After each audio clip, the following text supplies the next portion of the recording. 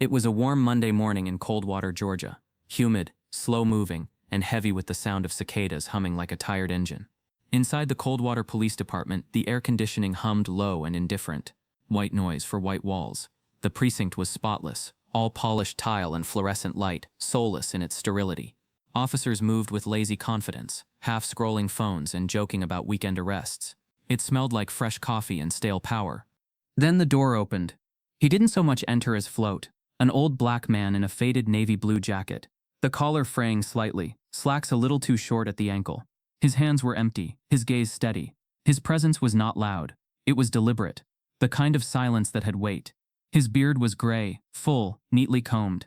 His eyes looked like they had seen both peace and fire. He looked like somebody's grandfather, the kind who told stories you weren't sure were true until you grew up and found out every word had been.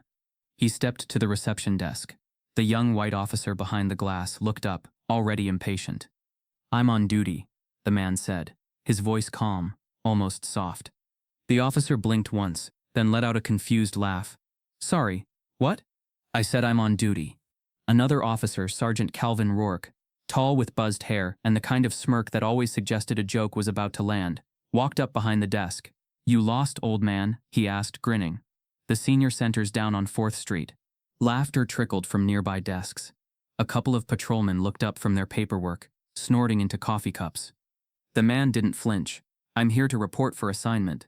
"Assignment?" Rourke chuckled. "You got dementia or just real committed to this prank?" He looked the man over like a car he didn't want to buy. Brown skin, worn shoes, no name tag, no weapon, no uniform. Rourke turned to his colleague. "Y'all got hidden cameras in here? Feels like we're being punked." Now the room was laughing, the kind of laughter that tastes like power. One officer leaned back and whispered, "He think he's Shaft or something." Another mimicked a shuffle with an imaginary cane. "You forgot your walker, officer." They laughed harder. But the man didn't. Not once did his face betray a flinch. He just reached slowly into his coat pocket and pulled something out. A small, worn leather case. No shaking hands, no drama. He placed it gently on the desk. "I believe this'll explain things." Rourke rolled his eyes and flipped the case open. The laughter stopped mid-breath. Inside was a gold police badge, shining, official, unmistakable. It wasn't the kind sold in costume shops or novelty stores. The seal was real, the serial number engraved, not printed. There was a Department of Justice insignia on one side and a laminated ID on the other. The ID read, "Special Investigations, Federal Oversight Division, Elijah M. Cole. Clearance level F7.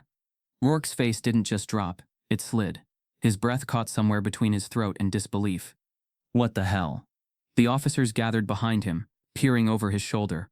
Their chuckles turned to throat clearing. Their eyes narrowed as if squinting would make the badge fake. One cop, Officer Chad Delaney, stepped forward. "Is this a joke?" he muttered. "I don't joke with authority," the man Elijah replied. His voice was still calm, but there was something colder in it now. Not anger, authority, like he was reclaiming something that had once been stolen. The way he stood, straight-backed and steady, didn't match his years. He didn't demand space. He commanded it, quietly, unshakably. The silence stretched like a rope pulled too tight. "Anybody ever heard of this guy?" someone whispered. But no one answered. Elijah stepped closer to the desk and tapped the badge twice. "If you'd like to verify, scan the QR."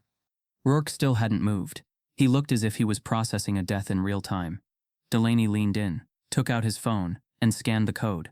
It beeped, loaded a DOJ server, then an internal clearance portal. He hesitated, fingers trembling slightly, then typed in his credentials. A profile opened. Elijah Matthew Cole, DOJ Internal Oversight Investigator, Federal Appointee, Active, Special Assignment. Beneath it, a photo of the same man standing in front of the Capitol, flanked by 2 senators. Delaney backed away like he'd touched something radioactive. Jesus Christ. The other officers grew quiet. No more laughter, no sideways smirks. A cold draft seemed to sweep through the room, though the air hadn't moved. Elijah looked around. Slowly, deliberately. His eyes met every pair watching him. "I asked to speak with your captain." Captain Dawson was called from upstairs. A tall man, older than most but still brisk and commanding. His eyes took in the room, saw the tension, the stares, the badge, and narrowed. "I'm Captain Dawson," he said, stepping forward. And you are? Elijah handed him the ID and badge again. Dawson took them without a word, his mouth tightening as he read the information. His face grew pale as parchment. You came alone? Dawson asked. I'm never alone, Elijah replied. The room felt like it had shrunk, like the walls had moved in a few inches. Captain, you remember this name? Delaney asked, voice hushed. Dawson looked down again at the signature printed at the bottom of the ID. Signature, E. Matthew Cole. He went still. Rourke, now visibly sweating, leaned in. Wait, Matthew Cole? You mean Elijah Cole? That Elijah Cole? The same, Elijah said, voice low but unwavering. And there it was. The moment of recognition. Coldwater had buried that name a long time ago. Buried it under files, politics, and silence. But the earth always remembers the bodies. Elijah Cole. The man who'd once worn this badge decades ago before being publicly humiliated and quietly dismissed. The man whose accusations had once threatened to split this department in half. The man whose firing sparked silent marches that were never covered on the news. The man whose name had been redacted from records, whose commendations had disappeared from the lobby wall. He had come back, but not as a memory, not as a ghost. He had returned as someone more powerful than the badge they mocked. Captain Dawson looked up, color draining from his face. You were with the silent sirens? He whispered. Elijah said nothing, because the truth had already filled the room like smoke. Rourke took a half step back. I thought you were dead. Elijah smiled, but it was the kind of smile that could peel wallpaper. No, son, he said. I was just watching. The room stood in stunned silence. Time stretched, fragile. Then Delaney's phone beeped again. A notification, another DOJ alert, an encrypted message sent to the precinct itself. He opened it. Read the subject line. His face went white. Urgent federal oversight inspection. Active status. Contact E. Cole. The inspection had already started. They just hadn't realized it yet. But Elijah had. He turned slowly toward the glass wall separating the precinct from the public waiting area. Outside, parked discreetly, was a black government sedan. 2 people sat inside. One of them was on a laptop. The other had a camera. They weren't just visitors. They were witnesses. Federal ones. Elijah turned back to the officers. This building is under active observation, he said. Every file you've touched, every complaint you've buried, every laugh you just had, it's all part of my report. Rourke's mouth opened slightly. No sound came out. And Captain, Elijah added, turning to Dawson. You might want to explain why your signature is also on 3 redacted documents from 9. I've got copies, originals, duplicates, all authenticated. The color left Dawson's cheeks completely. And then just when the air felt like it couldn't grow heavier, Delaney looked down at the badge one more time, his brow furrowed. Wait. He pointed to the signature at the bottom of the badge, the one engraved in silver. He whispered the words slowly, like they were foreign. Signed by the United States Attorney General. A beat passed. Rourke stepped closer and squinted, then froze. It wasn't just any AG. It was Margaret Nen Reeves, current Attorney General. The badge had been signed within the last 6 months. Elijah wasn't just real. He wasn't just back. He had come with the weight of the entire federal government behind him. And the real storm was just beginning. One of the officers receives a silent group message on his phone. Delete everything. Now. He looks up. Elijah is already watching him. The name hung in the air like smoke that refused to clear. Elijah Cole. It carried a weight the room couldn't handle, not just because of what it meant now, but because of what it had meant then. In the minutes after the badge was confirmed, and the Attorney General's signature acknowledged, no one in the Coldwater precinct said a word. They didn't have to. The silence was doing all the talking. Every officer in that room, whether rookie or seasoned, knew what followed when the past finally caught up with the present. And Elijah, he just stood there, unmoved, as if he'd been here before. Because he had. He was born with shadows chasing him. Elijah Matthew Cole entered the world in the dirt-soaked fields of Yazoo County, Mississippi, in the summer of 1945. His mother, Ruth, labored for 14 hours inside a wooden shack while thunder cracked open the sky. She named him Elijah because she believed her boy would rise, not just walk, but rise above the weight of everything black children were born into in the Deep South. His parents were sharecroppers on a cotton farm owned by the Whitaker family, a name that was as white and as old as the land itself. They lived in a 2-room shack with holes in the roof and no plumbing. They ate what they grew, survived what they couldn't fight, and bowed when bowing was the only way to stay alive. Elijah's first memories were of his father's cracked hands and his mother's whispered prayers, spoken low so white ears wouldn't hear them as rebellion. By age 9, he knew what the clan looked like. By 11, he'd seen them set fire to a neighbor's barn. By 13, he'd buried a cousin who was accused of looking too long at a white girl in town. No charges, no trial, just a rope and silence. He learned early that justice was not a word that belonged to people who looked like him. But Elijah was different. He read everything. Newspapers from the trash, books from abandoned homes, pamphlets from traveling pastors. He studied men like Frederick Douglass, Ida B. Wells, and later Malcolm and Martin. His mind sharpened like a blade in a world full of blunt instruments. By 1965, he had moved with his family to Georgia, part of the great exodus from the Deep South to places they hoped would offer something less cruel. They landed in Coldwater, a small city with a bigger police presence than economic opportunity. It didn't take long for Elijah to see that, while the zip code had changed, the game hadn't. But he wasn't afraid of the game. He wanted to beat it. In 1971, Elijah Cole entered the Coldwater Police Academy. He was the first black cadet they'd ever accepted. Not because they suddenly became progressive, but because of mounting pressure from civil rights lawsuits and media attention after several suspicious in-custody deaths. Elijah passed the written exams with the highest score in his class, outran every white cadet in physical drills. His record was spotless, but that didn't matter. They still made him wait 2 weeks longer for his uniform. They gave him the oldest, slowest patrol car. They placed him on night shifts in the worst neighborhoods. And they whispered. They whispered slurs when he walked by. Token. Monkey in uniform. Badge don't change your blood. But Elijah kept showing up. Every day. On time. With that same quiet fire in his eyes. He didn't ask to be liked. He asked to be treated as equal. That they couldn't handle. So they started testing him. Reports would go missing after he filed them. Dispatch would accidentally send him into dangerous areas without backup. Once, during a routine stop, another officer radioed in and called him a suspect dressed as a cop. The department laughed about it for days. Elijah didn't. He filed internal complaints. None were processed. He requested meetings with supervisors. They were rescheduled indefinitely. When he asked why his evaluations were marked down despite having one of the highest arrest and response rates, he was told, "It's about more than just numbers, Cole. It's about fit." Still, he held on. What they didn't expect was that the community, the same one they ignored, rallied around him. Black families in Coldwater started calling 911, not for police, but for the black officer. Elijah was trusted in neighborhoods the rest of the force avoided. He de-escalated fights without force. He found runaway teens without arrests. He made people feel seen, not surveilled. He was becoming the face of justice in a system built on its denial. That's when the real trouble began. In 1981, everything changed. A drug bust went wrong, at least. That's how the report read. A confidential informant died in custody.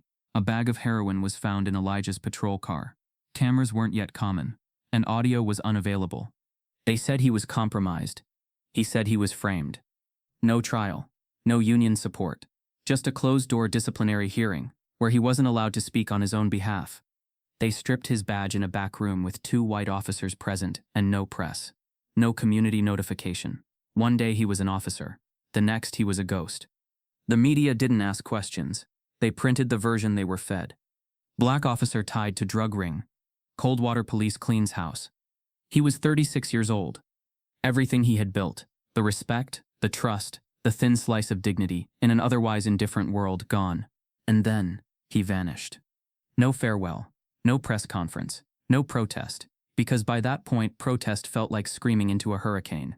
Elijah Cole left Coldwater with nothing but silence. But he took something with him. The files. Unbeknownst to the department, Elijah had made copies, dozens of them. Personnel records, complaint forms, internal memos, even audio tapes, some of which included racial slurs used by ranking officers. He hid them in a safe deposit box in Atlanta, a time capsule for a reckoning yet to come. Years passed. Coldwater forgot him. But the badge never forgot. The story whispered itself through the cracks of time. Some older officers knew bits and pieces, like ghost stories you didn't tell in daylight. There was this one black cop, they'd say. He tried to change too much, too fast. Now, standing back in the precinct with the federal badge in hand, Elijah Cole wasn't just a man with history. He was history. Captain Dawson finally broke the silence. "Why now?" he asked. "After all these years?" Elijah looked at him, not with rage, but with the exhausted clarity of someone who had waited too long for this moment. "You thought I disappeared," he said. Then he stepped forward, eyes locked. "But I was watching everything. And now I'm here to finish what I started." His voice didn't need volume, it needed truth. As the precinct sat paralyzed in shock, a young black officer who had just joined the force 6 months prior, Officer Lena Grant, stood frozen near the back. She had never heard of Elijah Cole before this morning, but her grandmother had once told her about a black officer in Coldwater who tried to clean white blood off blue walls. She thought it was a story. Now it was standing in front of her, alive. Then, in the uneasy quiet, a dispatch call came through the speaker. "Unit 14, report to 8th and Dawson Street. Domestic disturbance in progress. Caller mentioned police impersonation." Elijah didn't move. Neither did anyone else. Because 8th and Dawson was where Elijah Cole had been framed, all those years ago. The coordinates on the dispatch alert matched the location of the original 1981 setup, but Elijah didn't trigger the call. Someone else did, and they knew he was back. The room was still buzzing with that dispatch alert when Elijah Cole closed his eyes. Not in fear, not in hesitation, but in memory.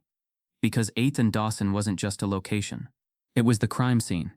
Not the one from a bust gone wrong, but the one where they murdered his reputation, framed his name, and tried to bury him alive inside his own silence. They didn't just fire him, they erased him. It began with whispers. 1979 was the turning point. Elijah had gained real traction in Coldwater's black neighborhoods. Parents would call him instead of the police. He organized literacy programs for teens. He filed internal reports about racist traffic stops and suggested body cameras before most officers even knew what they were. He was dangerous, not because he was wrong, but because he was right and respected. A white officer once said, "Cole's got more pull in the projects than the badge itself." That was his crime. So they built a punishment. First, they altered his evaluations. Small changes, language like failure to integrate with unit culture, and displays strong opinions on racial topics. Then came the administrative reviews, quiet meetings with no record. He was written up for insubordination, after questioning why only white officers were assigned training positions. And then, in 1981, the trap was set. He was called to assist with a drug raid at 8th and Dawson. It was a suspicious assignment, no official call logs, no briefing, no backup plan, but Elijah had always followed protocol, so he went.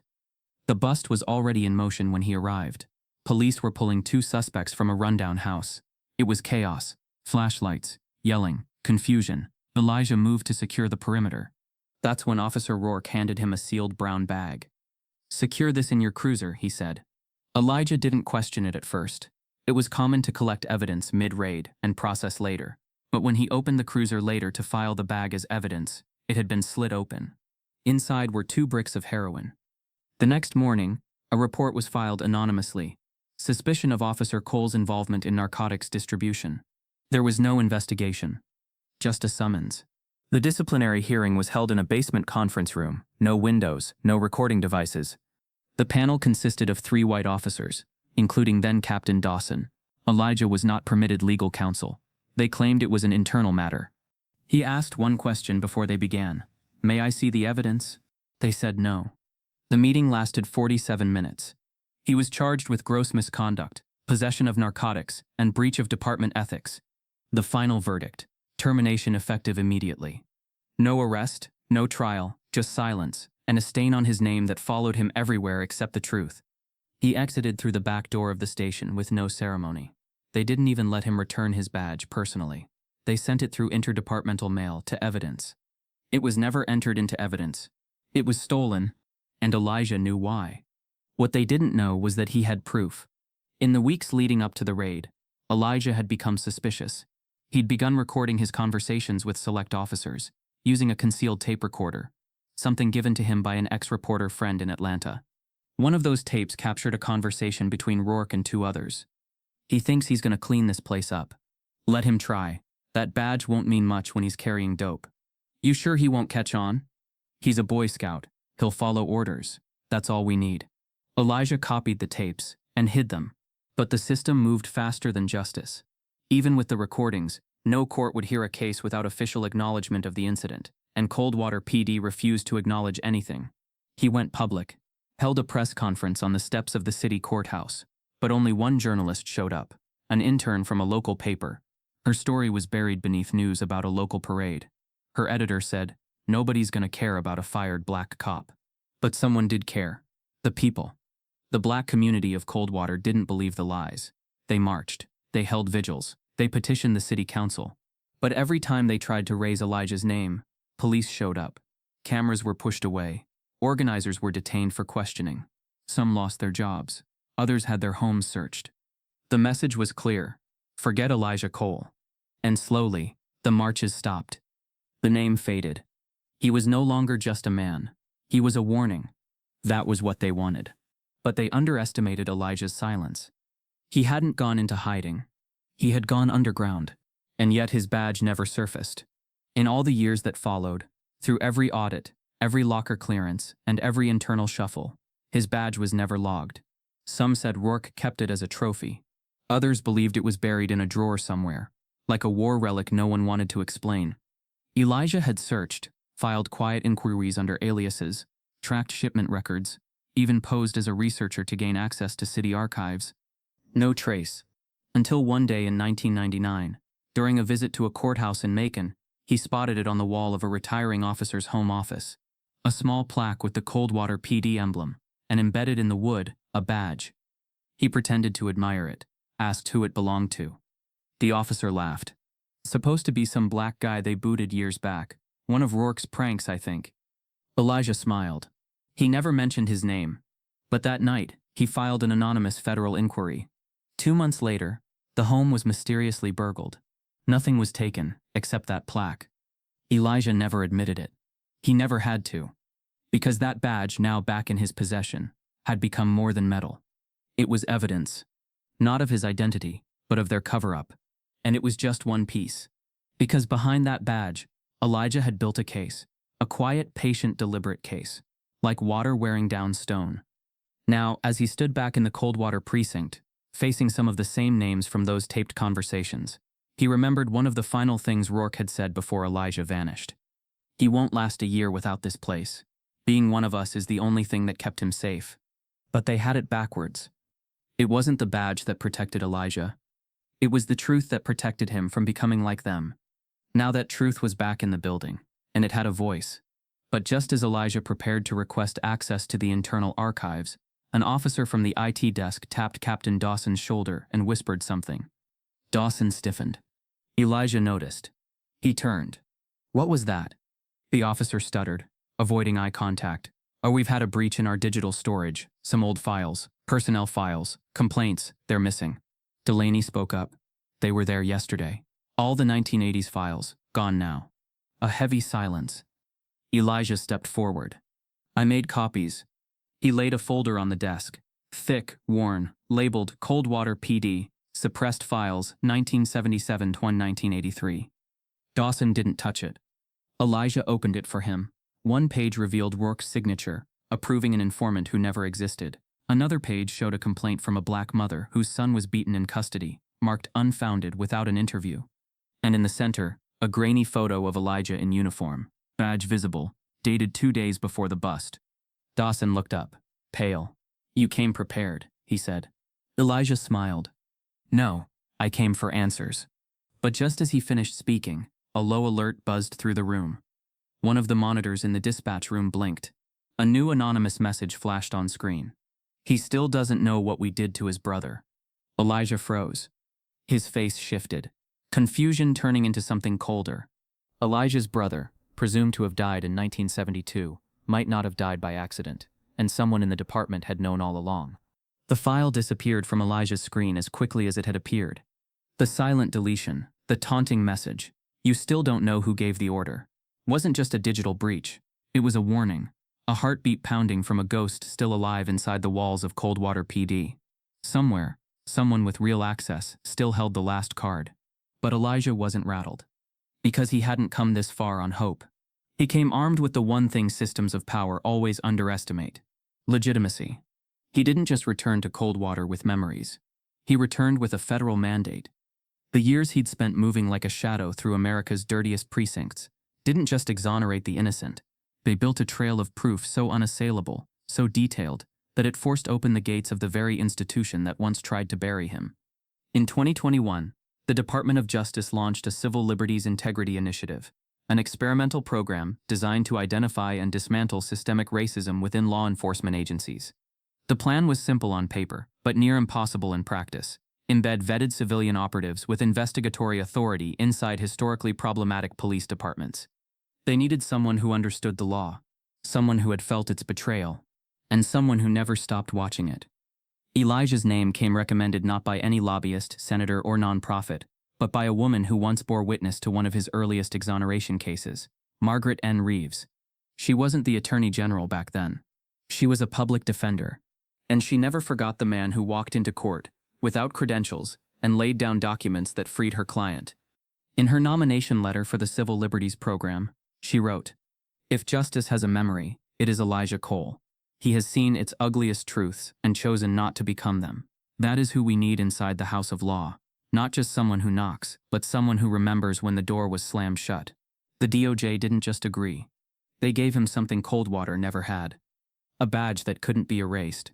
Elijah was formally appointed as an honorary federal law enforcement officer under the DOJ's Civil Oversight Wing. He was given clearances that bypassed local chain of command, permissions to request internal audits, and access to suppressed files stored in off-site digital repositories. His badge was unlike any he had worn before. Embossed with the gold eagle, stamped with the DOJ seal, and at the bottom, engraved in silver, appointed with full federal investigatory discretion, Margaret N. Reeves, U.S. Attorney General. But Elijah made one condition. His assignment had to be Coldwater.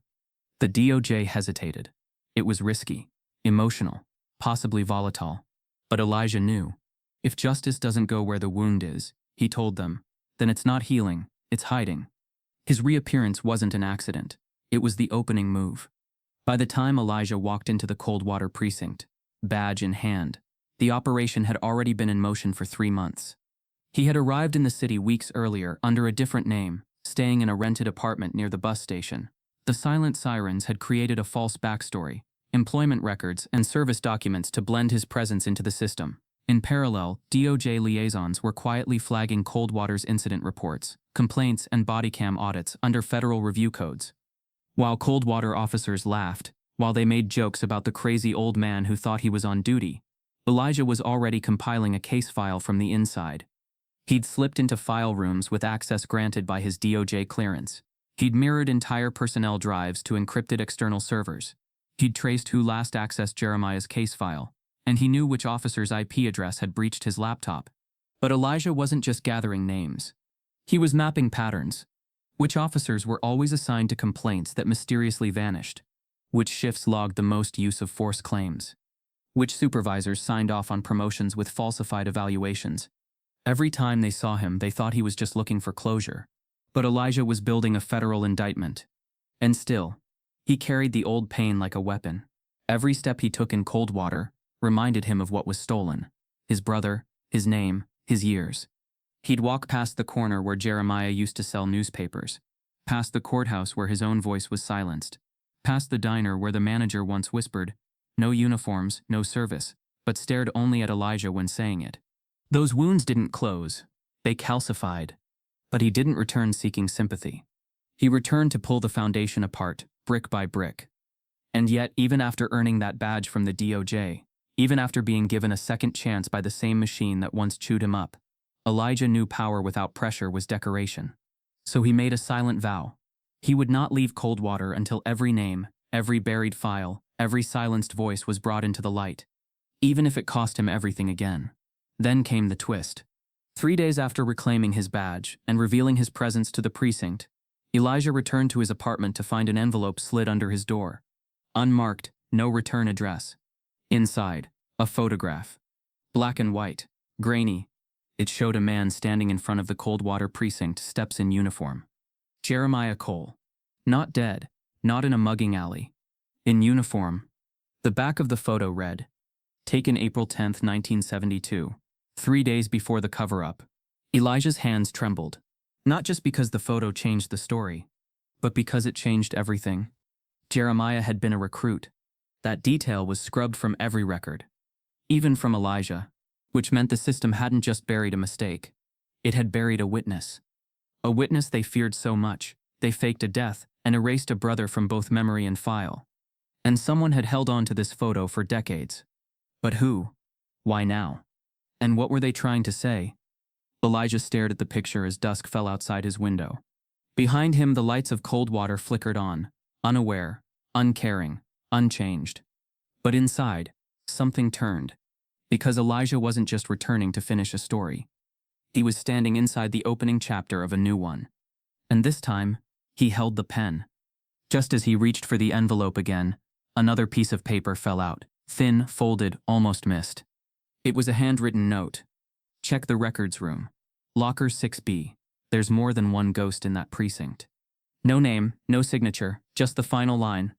The badge isn't the only thing they stole.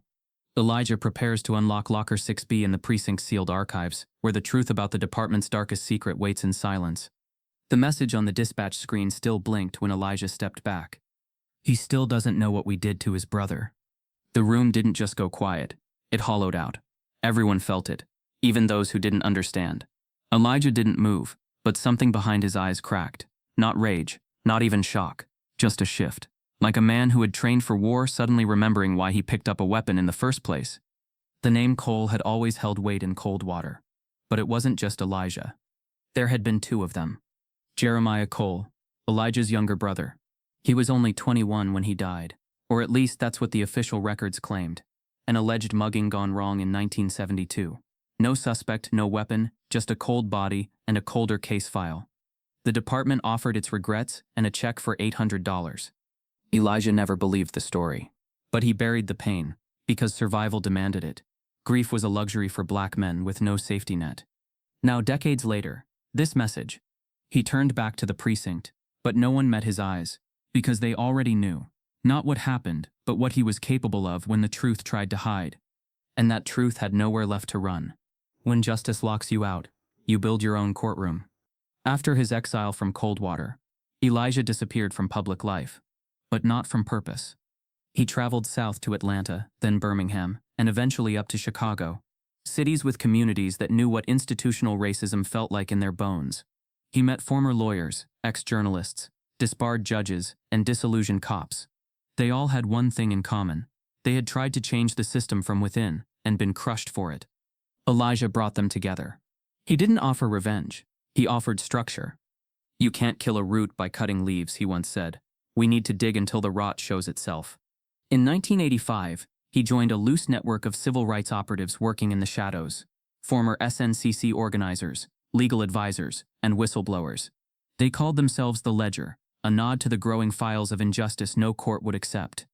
Through the Ledger, Elijah traveled to over a dozen cities, embedding himself in communities where corruption wore a badge, not as a protester, not as a victim, but as a quiet observer with receipts.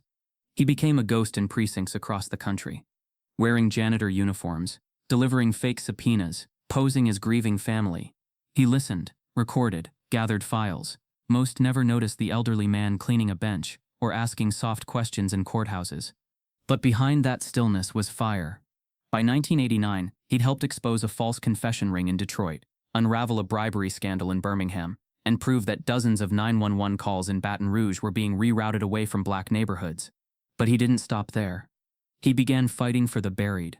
One by one, Elijah dug into wrongful conviction cases, young black men given life sentences on falsified evidence, coerced confessions, or just the wrong skin in the wrong place. He spent days reviewing old testimonies, weeks chasing paper trails.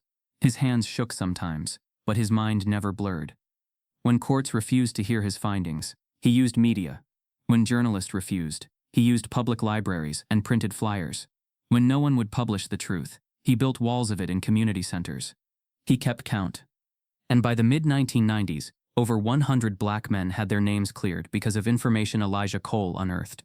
He never took credit. The truth was his reward. But impact has gravity, and Elijah's quiet movement was attracting it. The birth of the silent sirens. By 1997, Elijah knew he needed structure, something durable, faceless, and far-reaching, something that could outlive him.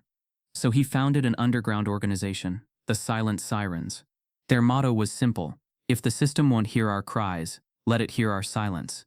The Silent Sirens weren't activists in the traditional sense. They were watchdogs, retired detectives, data analysts, coders, forensic archivists. Each one trained to spot corruption, trace it, and document it with surgical precision. They didn't march. They didn't shout. They recorded. They archived. They exposed. In 2003, the Sirens released an anonymous report linking a North Carolina police department to redline dispatch responses. In 2008, they proved that over 100 rape kits in St. Louis had been misplaced, all from black victims. In 2011, they revealed a Florida department's use of unregistered traffic cameras in predominantly minority neighborhoods, issuing millions in illegal tickets. But they remained ghosts. No faces, no leaders, just results. And Elijah? He stayed at the center, but always behind the curtain. Until one night in 2015, when a man arrived at his door.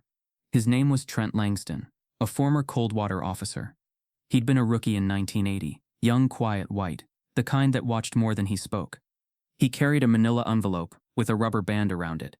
"I've been holding this since the day they fired you," he said. "I kept my head down for decades, but what they did to you and to Jeremiah, I can't carry it anymore." Inside the envelope were copies of original arrest records from 1981, doctored arrest logs, altered timestamps, missing custody signatures. But more than that, there was a typed memo, never released. Internal priority: remove Officer Cole via non-criminal route. Initiate asset transfer through Patrol Unit 3 under pretext of narcotics seizure. Ensure full departmental alignment, no leaks. The bottom bore two signatures: Captain Dawson, Officer Rourke. But that wasn't the most damning part. Tucked behind the memo was a second folder, unmarked. Inside, a death certificate. Jeremiah Cole. Cause of death: cardiac arrest due to unknown trauma. Time of death: 3:42 a.m., April 12, 1972. Location: Coldwater PD holding cell. Signed by Medical Officer C. Delaney. Elijah stood still for a long time. Langston spoke gently. "They told your family it was a mugging. But Jeremiah was arrested. They brought him in on a loitering charge. He never made it out. No report, no phone call, just that certificate. A name. A time. A lie." Langston looked away. "I've carried that truth like a stone in my chest." Elijah didn't yell. He simply whispered, "You should have come sooner." Then he walked away. But that night he didn't sleep. He didn't eat. He sat in silence for hours, staring at his brother's name on a death certificate signed by the same department that later threw him away. That was the moment Elijah Cole made a decision. He wasn't going to dismantle corrupt departments one at a time. He was going to start with Coldwater, the document that could end it all. Years of silence, decades of watching. Now Elijah had the one thing no corrupt system could survive: a trail of paper and witnesses willing to speak. In 2020, while researching the Coldwater archives through an anonymous backdoor system accessed by a Silent Sirens tech team, Elijah received a notification. Recovered file, Coldwater internal audit, suppressed docket, number 43A. He opened it. It was a classified memo from 1983, sent by a state auditor to the Georgia Office of Police Standards. The summary line read, "Evidence of racial targeting in promotion practices, report destruction, and systematic framing of minority officers to protect internal rank integrity." The memo recommended full state oversight of the Coldwater Police Department. The recommendation was signed, but never submitted. The final page contained a note in handwriting Elijah recognized instantly. It was Jeremiah's. A scribbled message on the back, written in red pen. "They're planning something. If I don't make it, don't trust the report. It's bigger than a bust. It's personal. JC." Elijah folded the memo slowly. His hand trembled, not from age but from something deeper. Righteous fury finally given form. He looked up at the Sirens team around him. "It's time," he said. And they all knew what he meant. But just before he could upload the document to the DOJ system, his secure laptop blinked. A firewall alert. Someone had detected his presence. Not just any someone. The file started deleting itself before his eyes, but not before one final message flashed. "You still don't know who gave the order." The real architect of Elijah's fall and Jeremiah's death was not Dawson. It was someone still inside Coldwater PD. And higher up, the morning after Elijah received the mysterious photograph and note, he walked into the precinct with his shoulders square and his eyes steady. He knew every corner of this building, the echo of boots on tile, the way sunlight bled through the east windows by 9 a.m., even which lockers creaked when opened. But now it wasn't the building he needed to study. It was the people inside it. Because the badge that once shamed him was now a mirror, reflecting back on those who wore it without accountability. They called themselves the New Guard. Younger, sharper, digital-age officers molded in the post-Ferguson era, trained to talk about de-escalation while clutching batons behind their backs. They knew how to smile during traffic stops, how to switch body cams off with a brush of their vest, how to say comply instead of slurs and still make fear feel familiar. The leader among them was Officer Chad Delaney Jr., son of Coldwater's former medical officer, and the man whose signature was on Jeremiah Cole's death certificate. Chad was charming, well-spoken, college-educated. He had a psychology degree and a 1,000-yard smile. He also had a nickname for Elijah that no one corrected: Ghostwatch. He's just here to peek through dusty files and feel important, Chad once told another officer near the vending machine, not realizing Elijah had already mirrored the precinct's surveillance loop. Another officer replied, "Let him dig. All he'll find is cobwebs. Besides, it's not like he can read half of what we write." They both laughed. Not loud, just enough. That was how covert racism operated now. Not in screams, but in smirks. Not in slurs, but in substitutions. Microaggressions had become policy. Officers referred to traffic stops in black neighborhoods as routine re-education. Internal dispatches labeled certain blocks as Code 5, an unofficial term for predominantly non-white. Proceed with double caution. One training document Elijah intercepted described a high-intensity surveillance grid as most effective in statistically volatile zip codes. The zip codes were 94% black. And in the locker room, Elijah found a whiteboard with daily call tags. One phrase kept recurring: "Check for anchors." He didn't understand it at first, until a siren's contact helped decode it. Anchor meant pull them down. It was a dog whistle. Pull the suspect down, force a reaction, justify escalation. But you couldn't prosecute a term like anchor. That was the genius of their system. Racism wrapped in policy, bias hidden inside spreadsheets. And unless you'd lived it, bled under it, lost family to it, you wouldn't see it. Elijah did. He was reviewing internal files without them knowing. Thanks to his DOJ clearance and the embedded backdoor installed by the Silent Sirens tech unit, Elijah had full invisible access to Coldwater PD's personnel folders, complaint records, and dispatch audio. Each day he sat quietly in the precinct's glass meeting room, pretending to comb through old case files for historical research. But behind his screen, he was building a map. One folder at a time, one lie at a time. What he found wasn't overt brutality. It was something far more dangerous: a culture of calibrated damage. Complaints marked as inconclusive had never been investigated. Body cam footage from certain officers had consistent 2-3-minute malfunctions before force was used. Anonymous civilian tips were filed and immediately rerouted to inactive folders without ever alerting the watch sergeant. Elijah cross-checked timestamps. He ran audio scans.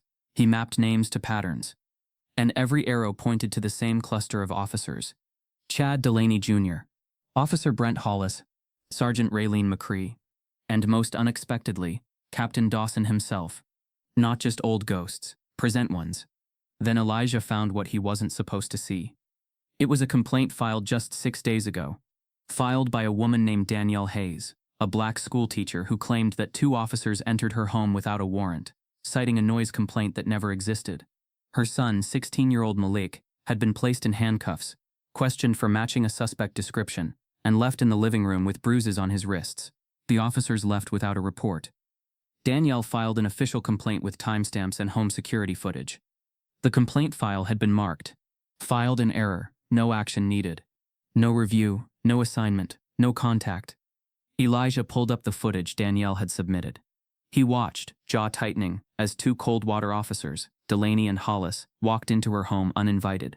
No badge announcement. No explanation. They questioned Malik for 17 minutes. One officer glanced at the camera once and smiled. But that wasn't the most shocking part. Elijah checked the metadata of the file submission. It had been uploaded, then instantly rerouted to training materials, which meant someone inside the department had deliberately misfiled a civilian complaint into a training subfolder where it would never trigger a supervisor alert. The folder it landed in was labeled Shadowbox. Elijah had never seen that designation before. He traced the access log. Only one person had credentials to place files into the shadow box: Captain Dawson. The same man who once signed off on Elijah's firing. The same man whose signature was on the memo to silence Officer Cole in 1981. The same man who now ran a precinct that had simply changed its language but not its intention. Elijah sat back in his chair. The room around him buzzed with the casual normalcy of small talk, radio chatter, and coffee brewing. But beneath it all was a rot so well organized, it had disguised itself as routine. He picked up the phone, dialed the secure DOJ contact line. "Case escalation authorized," he said. "I need forensic backup." A voice on the other end asked, "How close are you?" Elijah looked through the glass at Delaney, who was leaning against the water cooler, laughing with two rookies. "Closer than they realize," he said. Then the unexpected twist. Just as Elijah hung up, an automated alert pinged in his DOJ system. A keyword flag triggered inside a closed precinct conversation. He opened the transcript. It was an encrypted recording from a private channel used by supervisory staff. He played the snippet. "We can't touch Cole directly, but if Hayes' footage gets out, the DOJ probe will turn formal. You know what to do." Another voice answered. "Shadowbox protocol?" "Exactly. Make it look like a data migration, then pull her from the inside. She works at Coldwater High." Elijah froze. They weren't just burying complaints. They were targeting civilians who spoke up systematically. He rechecked the school district files. Danielle Hayes had already received a disciplinary report from her school principal, filed the morning after her complaint. Reason? Insubordinate behavior toward a Coldwater police officer during a school visit. The visit was never logged. Elijah now saw the full scope. Coldwater PD wasn't just manipulating internal systems. They had eyes in public systems too. School boards, local housing offices, job centers. Wherever black voices rose, these officers found new ways to punish quietly, legally, invisibly. And no one noticed. Except Elijah. He turned to his laptop and ran one last check on the Shadowbox folder. It held 16 rerouted complaints. All by black civilians. All within the last 3 months. And all marked filed in error. Elijah clicked one entry, submitted just 2 weeks ago. It wasn't just a complaint.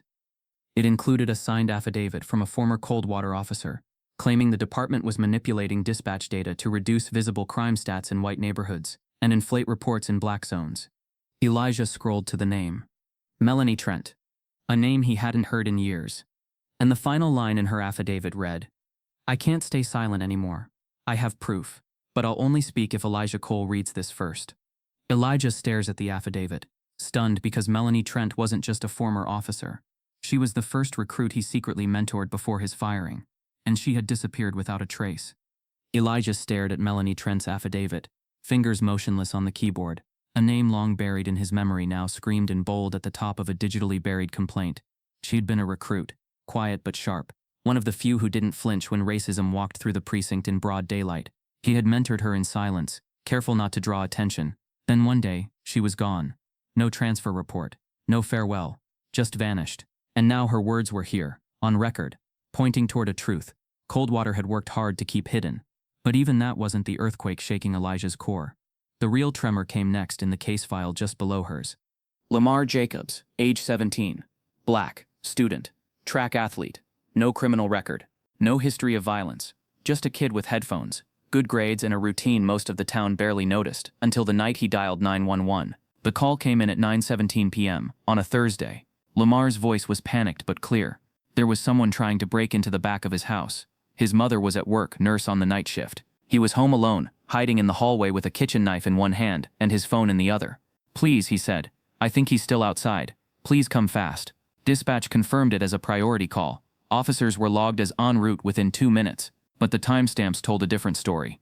The patrol car didn't leave the precinct for 11 minutes. No lights, no siren. Officers Delaney and McCree, they took the long route away from the interstate, through quiet residential blocks, adding 5 more minutes to a drive that should have taken 3. When they arrived, they didn't announce themselves. They approached with guns drawn, flashlights off. The back window was open, shattered from the outside. A shadow moved inside the house. Delaney shouted, "Gun," before any ID was requested. McCree followed with, "Get down now." 2 shots, both to the chest. Lamar collapsed in the hallway, still clutching the kitchen knife. The call stayed connected throughout. The last thing the dispatcher heard was Lamar whispering, "I live here." Elijah replayed the timeline over and over. He read the internal review report. 3 pages, 3 days, closed with no misconduct found. Officers responded in accordance with protocol under threat of perceived imminent danger. The report never mentioned the delay. It never explained why the responding officers didn't use sirens, why they didn't confirm the caller's description. Lamar was black, tall, slim, wore a white tank top and shorts. The 911 operator had noted this clearly in the dispatch log. Delaney and McCree later testified that the suspect was a tall male figure, possibly armed, no mention of race.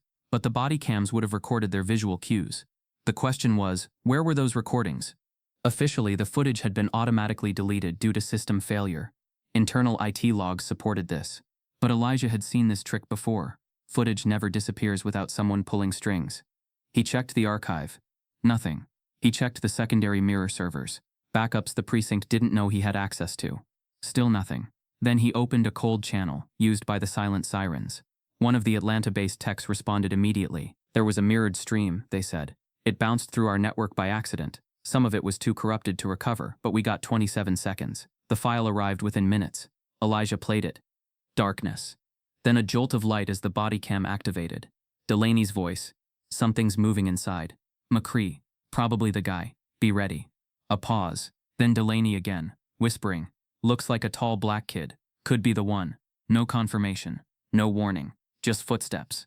Then a sharp shout. Gun. And a blast. Twice. A groan. A thud. Then silence. The footage ended with a muttered, shit. That wasn't the guy. Static. End file. Elijah sat in disbelief. The words echoed in his mind. That wasn't the guy. They knew it. Seconds after they pulled the trigger, they knew. And yet they buried it. A 17-year-old who called for help became a headline by morning. Teen suspect shot during alleged home intrusion. Elijah scanned the news archives. Not one article referenced the 911 call. The narrative had shifted within hours. The police claimed they were responding to suspicious activity reported by a neighbor. There was no neighbor. The only call that night came from Lamar, and Coldwater PD had erased it, replaced fact with fiction. Elijah called the DOJ contact again. New file just surfaced, he said. This isn't just a mistake. This is intentional concealment. The voice on the other end was tense. Are you ready for full activation? Elijah hesitated. Give me one more day, because this wasn't just about Coldwater anymore. It was about a pattern. Danielle Hayes, Trent Langston, Melanie Trent, and now Lamar Jacobs. A chain of truth threaded by silence, intimidation, and official signatures. And Elijah knew, if he went public now, the department would scramble, destroy evidence, close ranks. But if he waited one more day, one more night, he might find the last piece, the one that proved the system wasn't just flawed, it was designed this way. He stood, closed the file, and slid the drive into his pocket. As he exited the precinct, he passed Delaney in the hallway. The officer gave him the same smirk, the same polished nod. Evening, sir. Elijah paused. Lamar Jacobs, he said. Delaney blinked. Sorry? Elijah leaned in. Voice low, steady. That was his name. The kid you shot. The one you never apologized to. The one you called a suspect before asking a question. Delaney's face shifted. Not guilt. Something closer to calculation. I follow protocol, he said. Every call. Every time. Elijah smiled faintly. You followed fear, and now protocol's following you. He walked out into the night. Across town, Lamar's mother was still waiting for someone to explain why her son died, making the most American call in existence. 911. She still hadn't seen the footage. Elijah would change that. But first, he needed access to the internal disciplinary logs, the kind only a captain could touch, and he knew just where to find them. Locker 6B, the one mentioned in the anonymous note, the one only Dawson had keys to. Elijah had already cloned his ID badge. At 4 a.m., when the precinct shift changed and Dawson wasn't watching, he'd open that locker. He'd find what Coldwater had buried in metal drawers and silence. But just as he reached his car, a silent notification blinked on his DOJ secure phone. Encrypted video upload received. Source, unverified. Subject line, you missed something. Elijah tapped play. It was body cam footage. But not from Delaney. Not from McCree. It was from Officer Melanie Trent. And she had been there that night. The video shows Melanie arriving 90 seconds after the shots, confronting Delaney off camera. Why didn't you wait? He was the caller, and a male voice answers. Because we needed a suspect, not another damn headline. The screen freezes. Elijah now knows she saw it all, and might still be alive. Elijah watched the screen freeze on Melanie Trent's face, half lit by cruiser lights, eyes wide not in fear but fury. The timestamp confirmed she had arrived barely 90 seconds after Lamar Jacobs had fallen. She'd confronted Delaney. She knew. And for years no one had heard from her again. Until now. The encrypted upload meant one thing: she was alive and watching.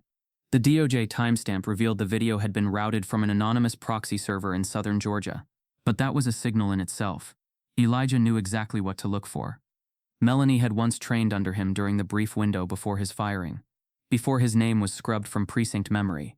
She was sharp, observant, unflinching in the face of subtle racism, even when it came from senior officers. But she was also young, white, and new to a system where silence was mistaken for survival. He'd warned her once.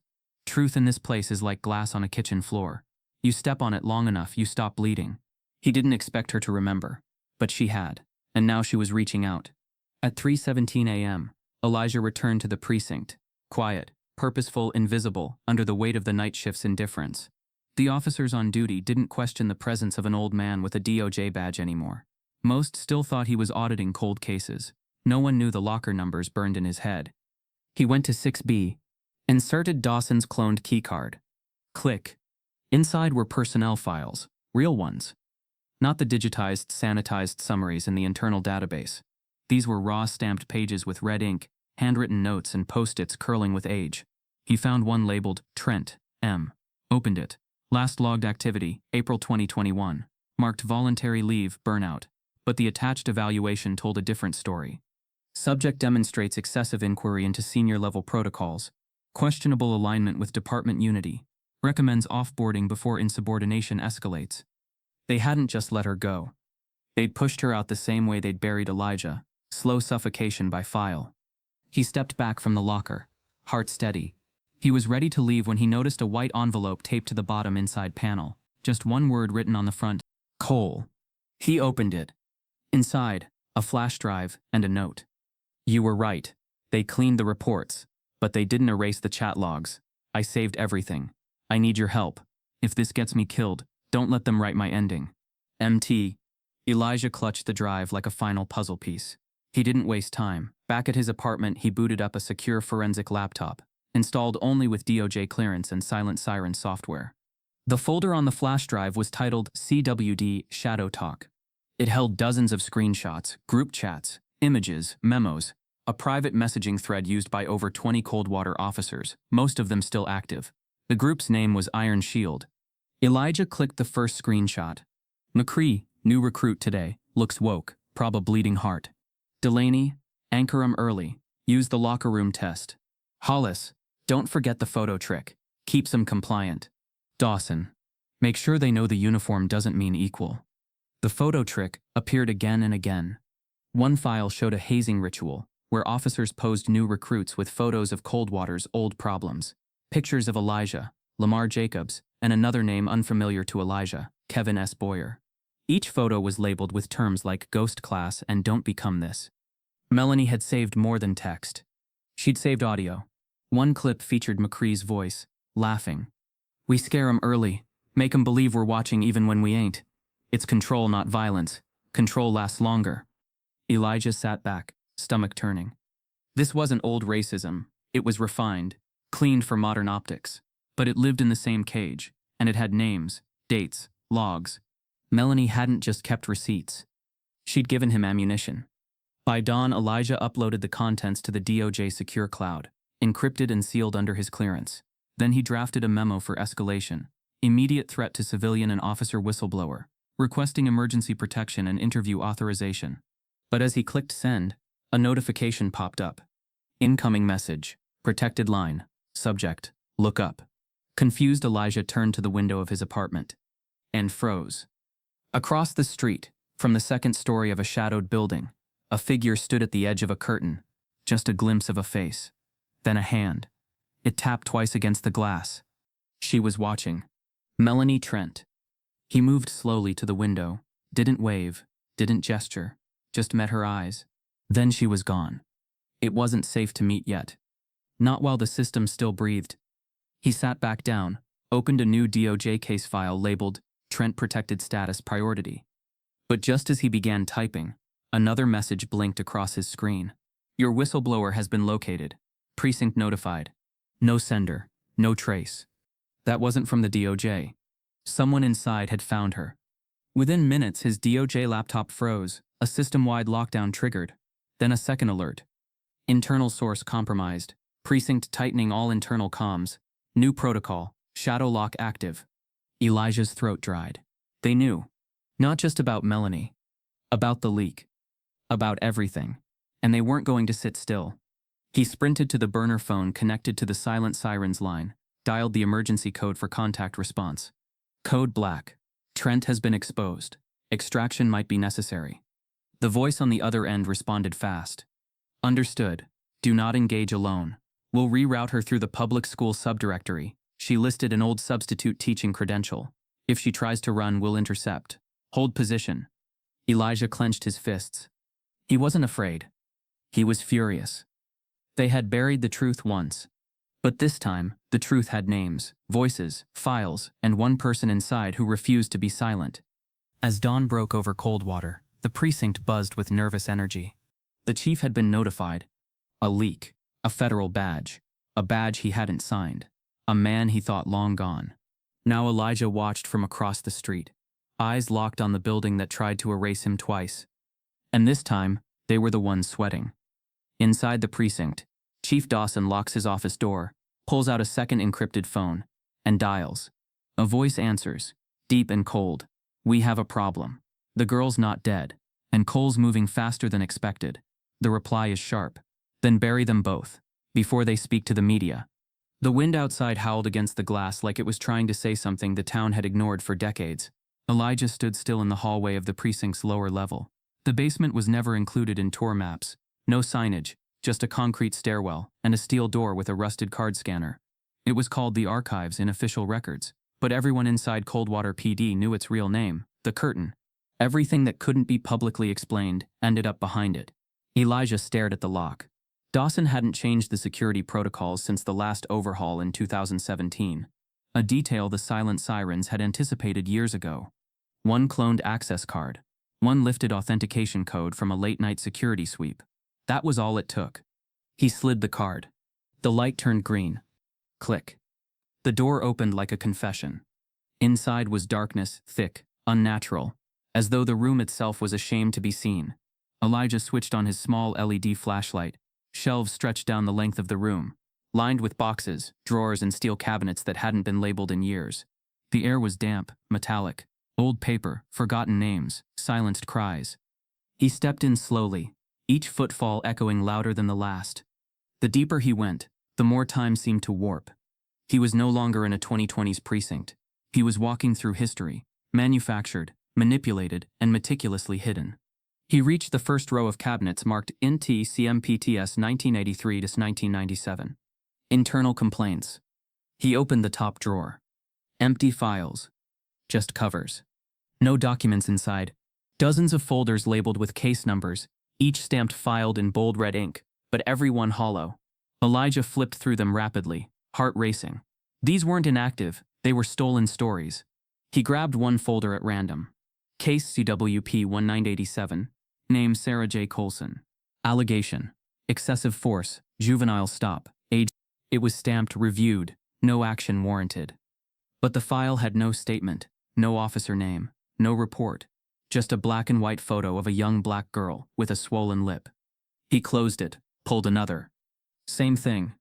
Dozens, maybe hundreds of complaints filed over decades, each gutted like meat. He turned and spotted another cabinet, this one locked with a combination dial. He didn't hesitate. 4 clicks to the left, 2 right, back once. Click. Inside were stacks of cassette tapes. He picked up one labeled, Roll Call, 1102, 1995. Slid it into a small player that sat next to the cabinet. Static, then voices. Sergeant McCree's voice, younger but unmistakable. Y'all hear about those protesters on 8th and Grant? Bunch of monkeys screaming about injustice. Let 'em scream. Laughter followed. Another voice. Don't worry. Captain already said to keep our hands clean. Just reroute the complaints. They'll run out of steam by summer. Elijah pressed stop. His chest tightened, not from fear, from rage so cold it vibrated through his ribs. He played another. Roll call. 0714. You see a group walking late and wearing hoodies. Assume intent. Don't wait for dispatch. Anchor 'em. Anchor 'em. That phrase again. Every tape he touched was another nail in Coldwater's coffin.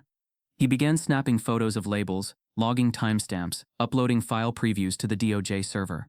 The silence in the room felt like it was listening. Then he turned a corner and froze. There, tucked behind an old evidence locker, was a battered metal drawer labeled Confidential Comp Sla Vic. Pay Chot Misk. He pulled it open. Stacks of manila envelopes tied with string. He opened one. Inside, a check copy. $18,000 made out to the family of Darius Reynolds, a 20-year-old shot and killed during a stop in 2001. The record had never been publicized. No news story, no case file. Just this payout. Another envelope, $9,700 to the family of Erica Miles, age 16. Listed cause of death, accidental asphyxiation during detainment. Elijah went still. He flipped through more envelopes. Payments ranging from $5,000 to $60,000. All unsigned, all funded through the same source. CWP, Community Outreach Fund. A fake front. An account designed to silence black grief. He documented it all, hand trembling. Every photo he took felt like peeling back a layer of rot. Then something caught his eye, a loose floorboard beneath the shelf. He knelt, pressed down. It moved. He pried it open with a file clip. Underneath, in a sealed plastic bag, was a folder unlike the others. Labeled in red, Blacklist Files, Do Not Disclose. He opened it. Inside, a list of names. Not criminals. Not gang members. Teachers, local pastors, one community center director, a journalist from the Coldwater Gazette. Each name had handwritten notes. Instigator. Subject attempted to submit complaint. Influencer. Spoke out during town hall. Monitor. Linked to silent sirens? This wasn't just about hiding history. This was about targeting resistance. Coldwater wasn't policing crime. They were policing truth. Elijah's stomach twisted. The scope was bigger than he feared. Then he saw the final folder in the drawer. Thicker, cleaner, stamped with a gold seal. He opened it. It was a legal memorandum, signed and notarized. A directive authorizing the creation of an internal discretionary oversight task unit for Coldwater PD. Approved by a name that made Elijah's heart skip. Judge Raymond C. Faulkner, Southern District Court of Georgia. Elijah sat down slowly. He read every line. This was more than complicity. This was judicial collaboration. Faulkner had signed off on operational discretion in matters of local racial unrest for over a decade. He'd ruled in favor of Coldwater PD in every civil suit filed by black families from 1994 to 2018. He had thrown out evidence, denied appeals, and silenced depositions. But this document, this smoking gun, proved his role was more than judicial. It was tactical. Faulkner was protecting the department's crimes with legal immunity. Elijah felt the walls tighten. He took pictures of every page. Then the lights flickered. Once, twice. Footsteps echoed upstairs. Not routine. Not night shift. A voice. Then another. He tucked the files back into his satchel, quietly sealed the cabinet, and began to retreat. Before he left, he placed a single envelope, blank unmarked, on top of the tapes. Inside was a note. I was never here, but your time is ending. EC. As he slipped out of the archives and into the stairwell, his phone vibrated. Encrypted text from a silent siren's handler. Chief just met with someone in a black sedan. License plate matches DOJ security escort, but driver isn't on our registry. Something's wrong. Elijah's breath caught. A fake DOJ escort. A federal judge involved. A precinct tightening its grip. They weren't just hiding their sins. They were gearing up to defend them with power Coldwater was never meant to have. As Elijah exits the stairwell, he sees Captain Dawson in the hallway, not alone. Standing beside him is a man in a tailored suit, with a DOJ badge Elijah knows doesn't exist. And in his hand is Melanie Trent's file. The man in the tailored suit held Melanie Trent's file with a grip too confident for someone who should have had no access. Elijah studied him from the stairwell shadows. No badge number, no clearance tag, and eyes that scanned like a predator who knew exactly what he was holding. Beside him, Captain Dawson stood rigid, his face a blend of simmering irritation and thinly veiled dread. They didn't see Elijah. Not yet. He stepped back into the darkness and exited through a maintenance corridor. Back in his apartment, Elijah didn't even remove his coat. He dropped the evidence satchel on the table and opened his encrypted laptop. He typed a single name into his private contact list, a name he hadn't used in over 15 years. Sonia West. She wasn't just a reporter, She was the kind who showed up at courtrooms before the judge. The kind who didn't flinch when white supremacists sent threats with her morning coffee. She'd once written a 27-page exposé on a North Carolina sheriff who fabricated gang crimes in black communities to increase state funding. She hadn't written for a mainstream outlet in years by choice, because the truth she wrote wasn't welcome in corporate boardrooms. Elijah called her burner. She answered on the third ring. "You're still breathing," she said. Her voice was all sharp gravel and exhausted warmth. "I need 10 minutes. I've got names, dates, photos, payout records, and proof of judicial collusion. Coldwater PD, Southern District Court. It's deeper than local corruption. They've built an entire immunity network." A pause. Elijah? "I'm back." Another pause. He could feel her heart on the other end. "You sound different." "I've seen different." She exhaled hard. "Send the files. I'll be on the next bus. I don't want this hitting email servers. No media name. I'll publish through North Star Wire. They owe me one. This won't get edited, Elijah. It'll get printed." By sunrise, Sonia was in Coldwater. Elijah met her at an abandoned train depot. Public open sightlines, no electronic ears. She opened the folder slowly, eyebrows lifting with every page. "This isn't a leak," she said. "It's a war crime file. I want it public. Every word, every photo, every signature." She nodded, lips tight. "What about Trent?" "She's alive. But they're tightening the net. I can't protect her and expose this alone." Sonia looked at him, all sharp memory and righteous grief. "I've been waiting to write this story for 20 years. By noon, North Star published the first piece, Ghosts of Coldwater, the files they tried to burn. It hit the digital wire like a lit match in dry forest. By 3 p.m., it had trended on 3 platforms. By 6 p.m., 2 major networks picked it up.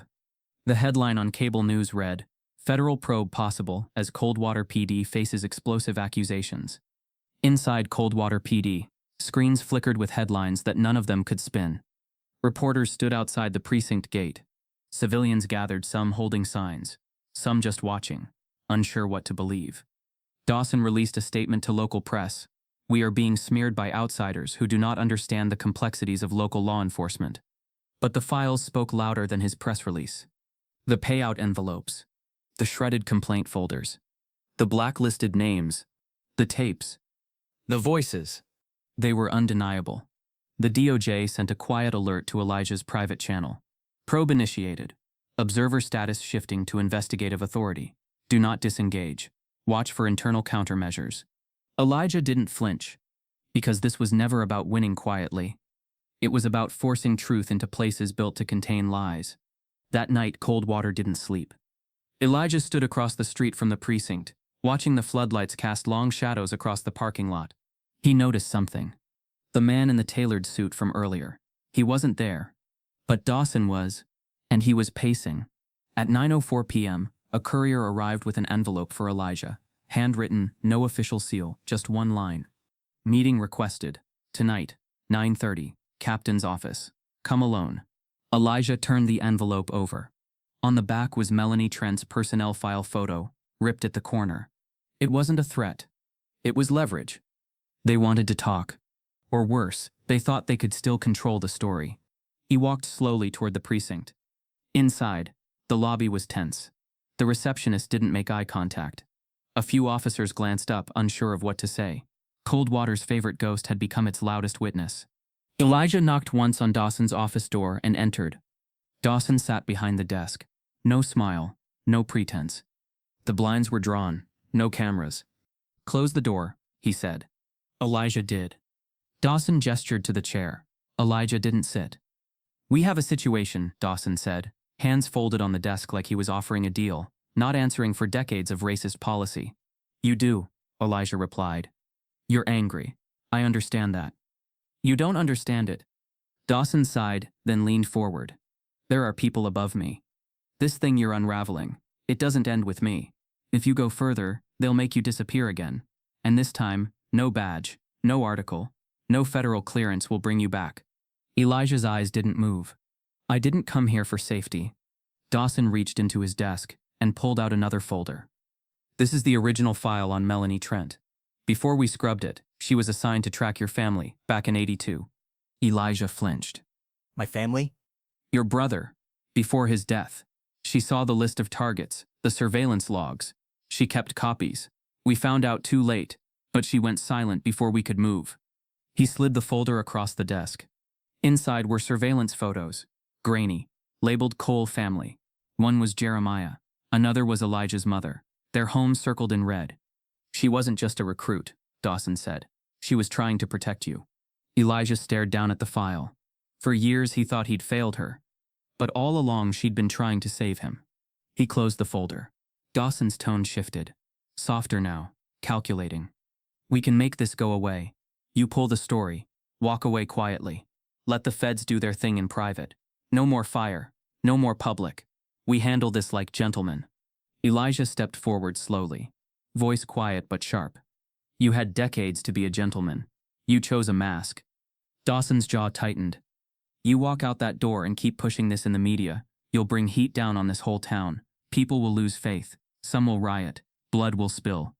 Elijah nodded. Then maybe it's time Coldwater bled. He turned to leave. Dawson spoke once more. You think you know the whole truth, but you don't know who started this, who built it. Elijah paused at the door. Dawson's voice dropped. You've been chasing ghosts, but the devil you want isn't dead. As Elijah exits, his DOJ phone vibrates. A security alert flashes. High-risk political asset en route to Coldwater. Subject R.C. Faulkner. Objective: contain leak. Elijah stops cold. The federal judge who signed off on Coldwater's corruption isn't hiding anymore. He's coming to clean up with full protection. Elijah stood in the hallway outside Dawson's office, his DOJ phone still glowing with the alert. Subject: R.C. Faulkner. Objective: contain leak. A name that should have been buried in federal ledgers and forgotten rulings, now en route to the very place that had raised Elijah up only to crush him. He slipped the phone into his pocket and walked into the night. Rain had started to fall. Slow, quiet, the kind that didn't clean anything, just made the dirt stick deeper. He didn't run, he didn't hide. He walked through the drizzle, through the town that had once spat his name like a curse, now seeing it in headlines. He passed the church his mother once cleaned after hours. The window was still cracked on the east side. No one ever fixed it. They'd all said the budget wasn't there, but Coldwater always found a way to fund new surveillance cameras. He passed the corner where Jeremiah was last seen alive. For a moment, the weight of everything nearly dropped him. He thought about his mother, how she used to kneel in silence every night, praying for peace, even when the house shook with fear. She had died with hope still in her voice. She never saw Elijah rise again. She only saw him disappear. He thought about his wife Lena, how she used to ask if the badge was worth the silence it brought into their home. They had divorced the year after he was fired. She wanted children. He wanted justice. Neither would compromise. He thought about the letters. They came quietly over the years, slipped into P.O. boxes, sent anonymously through legal clerks, left under church doors. Letters from families, from mothers and brothers, from women whose sons never made it home after traffic stops, from fathers whose names were dragged through headlines then quietly cleared when no one was watching. You don't know me, but I heard what you did for Daryl. They said my daughter was resisting. You proved she was already dead before they cuffed her. I heard about the silent sirens. Whoever you are, don't stop. He carried every word like gospel. He never responded, but he kept them all in a fireproof box, organized by city and year. On the hardest nights he read them until dawn. Those letters built the man they thought they destroyed. And now that man stood at the center of their reckoning. He returned to his apartment at 1:03 a.m. Didn't turn on the lights, just sat at the small table, opened his satchel, and removed his badge. Not the one from Coldwater. The one the DOJ had given him. Gold-plated, heavy, official. At the bottom engraved in silver. Elijah M. Cole. Oversight Authority. Federal appointee. He stared at it. Fingers curled around the edge like he wasn't holding metal, but a burden.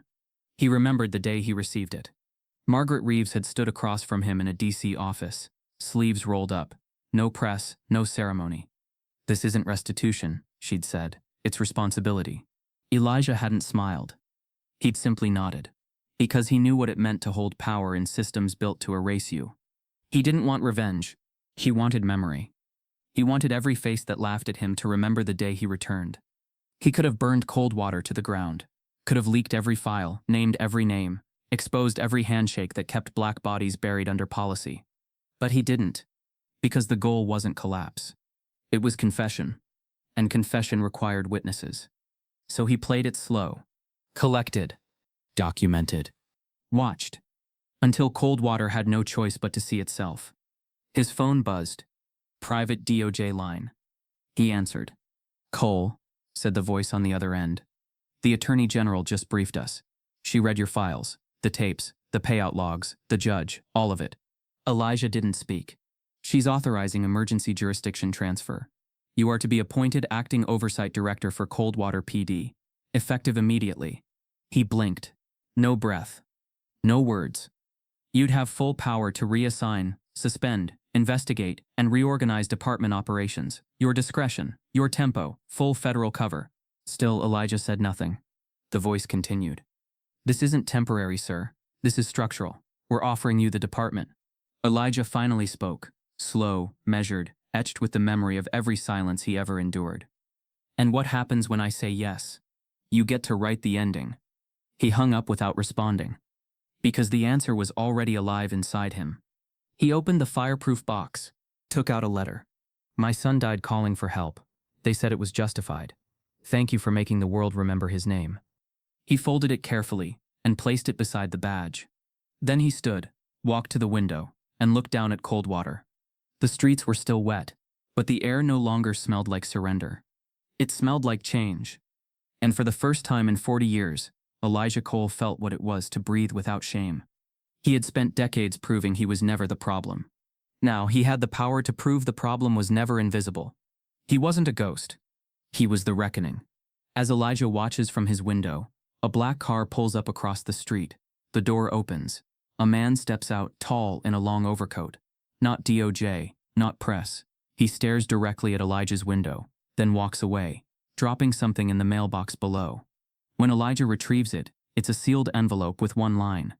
"You don't know me, but I knew Jeremiah. He died trying to protect someone still alive." The envelope trembled in Elijah's hand.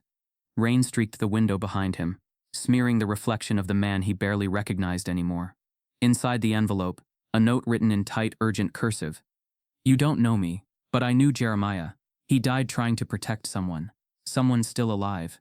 No signature, no contact. Just a single sentence that cracked the floor beneath everything Elijah thought he'd finished processing. For years, Jeremiah's death was a void, brutal, hollow, final. Now someone was reaching from the past, dragging new truths to the surface. He didn't sleep. By dawn, Elijah was back at the precinct. His appointment as federal oversight director had just gone public. Officers whispered in corners. Files were being reclassified, scrubbed in panic. Some pretended he wasn't there. Others stared like he was the end of something. He was. Dawson's office door remained closed, locked. His badge was no longer in the active system. The DOJ had placed him under temporary administrative review. And that's when the walls started to crack. Elijah entered the command room. He moved with deliberate calm. His badge flashed. His authority undeniable. Coldwater PD was no longer a kingdom. It was a crime scene under new management. He ordered a full departmental freeze on file access. No data transfer. No paper disposal. Every active complaint review would be reopened. And that's when it happened. A noise. A low buzz. A door slamming shut somewhere in the east wing. Then shouting. Fast footsteps. And then gunfire. The sound rang out sharp, final. Elijah ducked instinctively, moving toward the hallway, toward the sound. He reached the eastern corridor and stopped cold.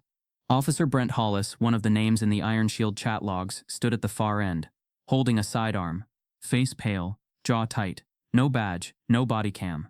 "Cole," he shouted, "this ain't justice. You're burning this place down for what? For ghosts?" Elijah didn't flinch.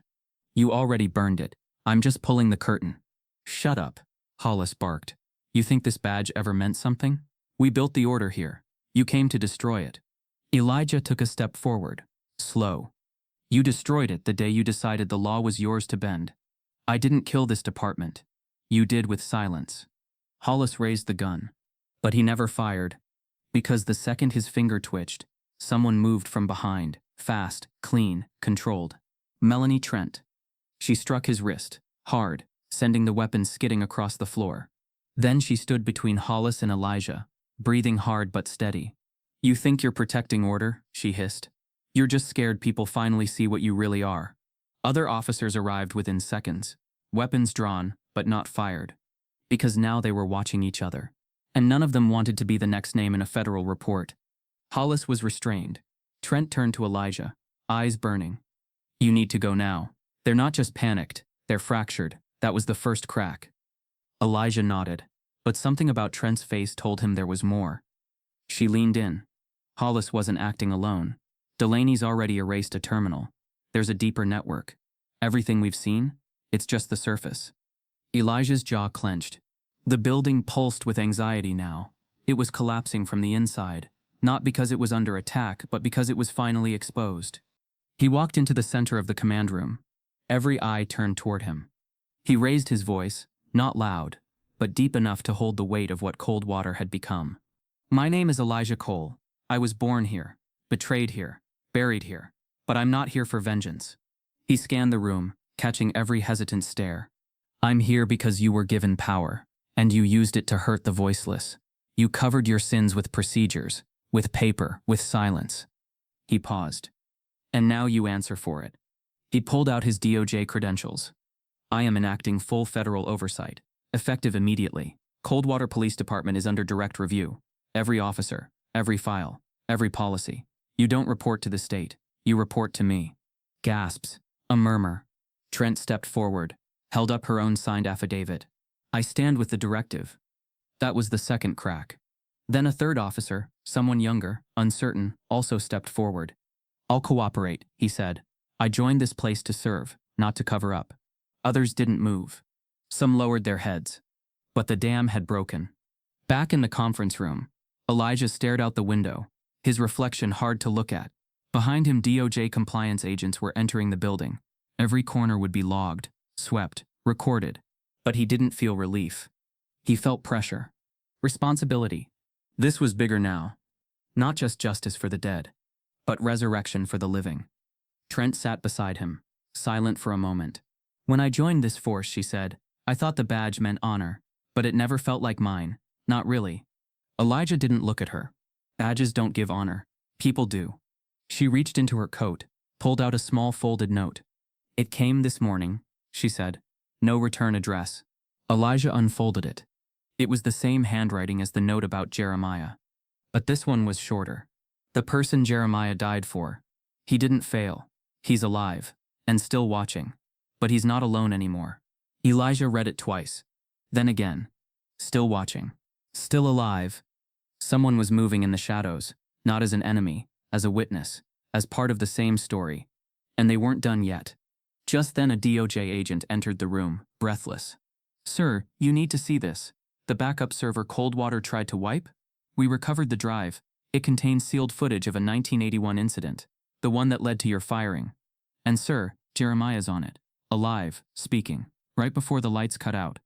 The footage sat on a secure DOJ tablet in the corner of the conference room, waiting like a closed door. Elijah wasn't sure he wanted to open. The agent who delivered it spoke in low tones, avoiding eye contact. Sir, this video isn't just surveillance, it's testimony. Elijah didn't press play. Not yet. He wasn't ready. Because hearing Jeremiah's voice again, his real voice, not the one carried by memory or grief, would demand something Elijah had been guarding for decades. And he wasn't sure what would break in him once that floodgate opened. Instead, he turned to the work. And the work had only just begun. The DOJ moved fast. Within 72 hours of full oversight activation, agents had swept every department division, from precinct computers to physical storage in the patrol locker rooms. Hard drives were seized, financial accounts frozen. 2 internal servers linked to the Iron Shield chat logs were cloned, then decommissioned. Elijah sat at the head of the operations table. No longer an outsider, no longer a ghost. This time, he held the gavel. By the end of the first week, 47 officers had either resigned, retired early, or were placed under disciplinary review pending federal investigation. Names that once barked orders across Coldwater's command floor now stood silent under scrutiny. The purge wasn't surgical, it was structural. And it wasn't just punishment. It was purification. But Elijah knew justice wasn't just about removing the rot. It was about planting something better. That's why, on the 8th day of oversight, he signed an order that stunned the town. Community Advisory Committee Initiative, Coldwater District 1. The committee would hold weekly forums between residents and officers. Every policy draft, every procedural change, every hiring review, vetted in public, not behind closed doors. He met with pastors, teachers, local business owners, and families whose complaints were once buried in drawers beneath rusted file cabinets. "This is your precinct now," he told them. "I'm just holding the door open." They didn't believe him at first. Not because he wasn't sincere, but because sincerity was rare, and power was rarely shared. But Elijah didn't flinch. Every promise he made, he backed with a document. Every word he reinforced with accountability. And when people began to see change wasn't just a slogan but a structure, they started showing up. At first, it was a trickle. Then a flood. People came with ideas, with pain, with demands. And Elijah listened to them all. The town watched something impossible begin to unfold. For the first time in Coldwater history, a black woman stood at the center of command, not in the shadows, not in an advisory role, but in uniform, with rank, with weight. Deputy Chief Melanie Trent. Her promotion wasn't just symbolic, it was defiant. The same woman they tried to erase now held the power to decide who belonged behind the badge. Her first order? Psychological reevaluation of every remaining officer. Her second? Rewriting training manuals to remove anchor language and racial profiling codes. She didn't smile much. She didn't need to. She had survived what should have broken her. And now she was building something new from the rubble. Coldwater streets began to shift. Not because crime vanished, but because trust began to rise where suspicion once lived. Community patrols returned, not as vigilantes, but as liaisons. Elijah approved a program to integrate unarmed responders for nonviolent mental health crises. The same program Coldwater had rejected a decade ago because it lacked enforcement presence. This time, it was led by someone who had lost a brother in custody. This time, it stuck. Yet with every reform, Elijah felt the edge of something older, the tape he still hadn't watched. Jeremiah's voice. His last recorded words. He wasn't avoiding them out of fear. He was afraid of what they might demand. Because if Jeremiah's last act had been a warning, Elijah would be duty-bound to follow it, even if it unraveled everything again. Then, on the 12th morning of reform, a white envelope appeared on Elijah's desk. No stamp, no courier mark, just the presidential seal embossed. He stared at it for a long time before opening it. Inside, a letter written in the unmistakable handwriting of the President of the United States. Director Cole, what you've done in Coldwater is more than oversight. It's history. In a time when trust in our institutions is fractured, you've proven that dignity, truth, and community can coexist inside the same badge they once feared. I've instructed my cabinet to explore a national initiative inspired by your model. But I write to you today not just as a president, but as a father. Because I read the Lamar Jacobs file. I heard the voice of Jeremiah. And I want you to know, your fight is now our fight. Let's bring this model to the country. We're ready when you are. With gratitude, President M. Thompson. Elijah folded the letter slowly, the weight of the nation pressing into every corner of his chest. It wasn't vindication. It was invitation. And the cost would be enormous. Because to scale what they built in Coldwater meant confronting a country that didn't want to admit it was broken. But Elijah had never asked for comfort. Only truth. And now truth had answered back. He stared at the tablet again. The one with Jeremiah's video. He tapped the screen. The footage loaded. Grainy, black and white.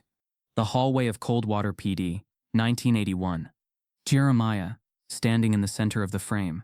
Younger, nervous, but his voice, steady. I don't know if this will ever get played, he said, looking into the camera, but if someone finds this, my brother didn't betray anyone. He tried to fix what's wrong here. They're going to try to erase him, like they're trying to erase me. Elijah leaned in. I stayed late tonight, Jeremiah continued, because I overheard them. They're setting him up. The bus tomorrow, it's fake. They're planting something in his car. If this tape cuts out, it's because they found me. A noise. A voice outside the room. Jeremiah glanced toward the door, then back at the camera. If you're seeing this, tell him, he was right, and I did it for someone worth protecting. Then the screen cut to black. No gunshot. No scream. Just silence. And that silence screamed more than any sound ever could. Elijah scrolls back and zooms into the timestamp log of the video.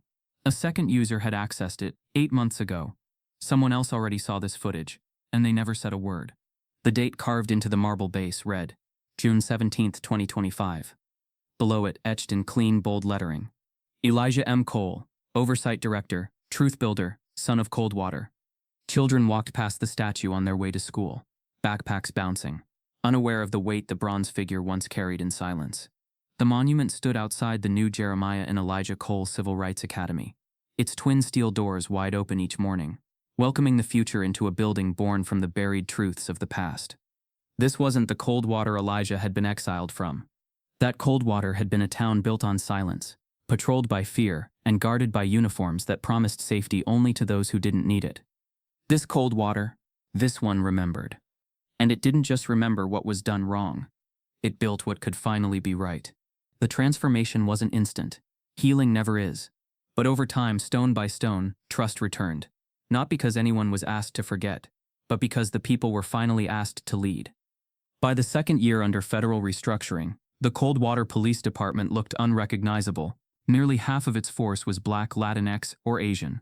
2/3 of new recruits had to pass through racial equity and restorative justice training overseen by community boards, not closed-door departments. Every shift was now required to include at least one civilian co-patrol member, unarmed, trained in de-escalation, and authorized to file real-time evaluations of officer conduct. Coldwater didn't just redistribute authority. It dismantled the illusion that law enforcement had ever been neutral. The streets changed too.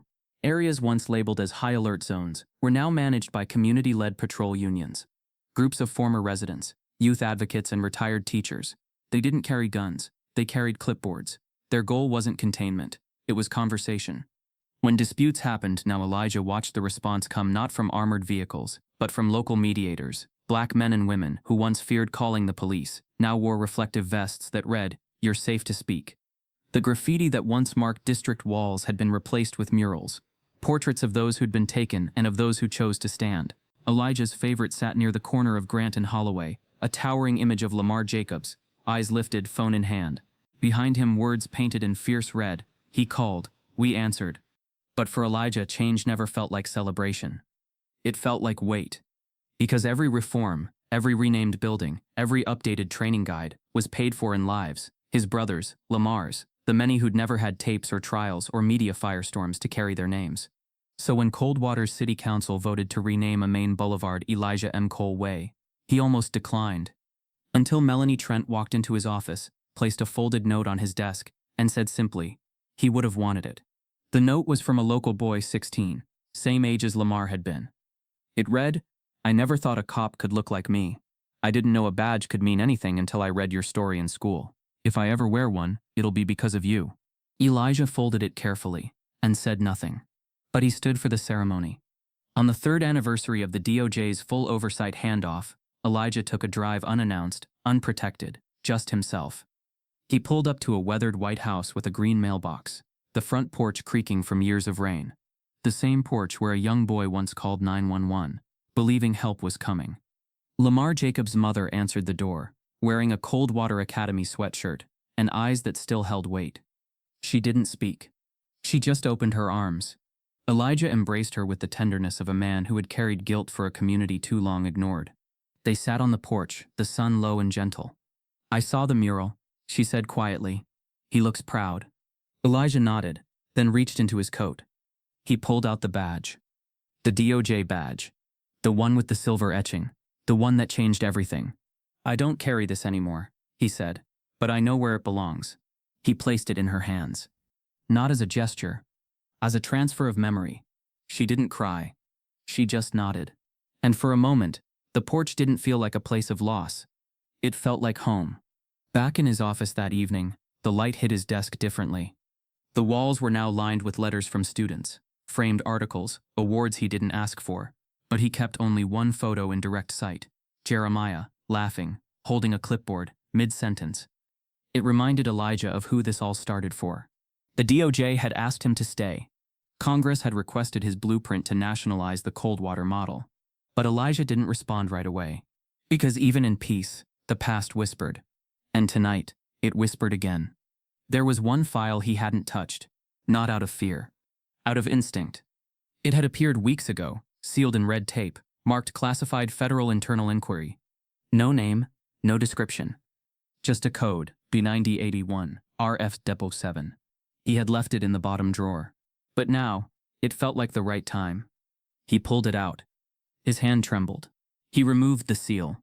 Inside were exactly 3 pages. Page 1, A typed summary of a DOJ internal monitoring investigation, dated 2 weeks before his 1981 firing. Page 2.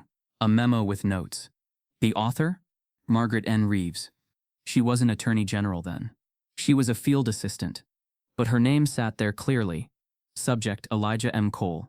Observed as targeted by internal actors. Recommending protective observation. Escalation requires clearance. She knew. Someone knew. And someone had tried to intervene. But the request had been denied. Page 3. A redacted statement, mostly black lines, except for one closing sentence. He doesn't know it, but we owe him more than he'll ever ask for. No signature. No title. Elijah stared at the page until the room faded around him. Because the file hadn't been sent accidentally. It had been left. For closure. Or for something else. As Elijah folds the file, another folder slides from behind it. Smaller, older, paper brittle with time.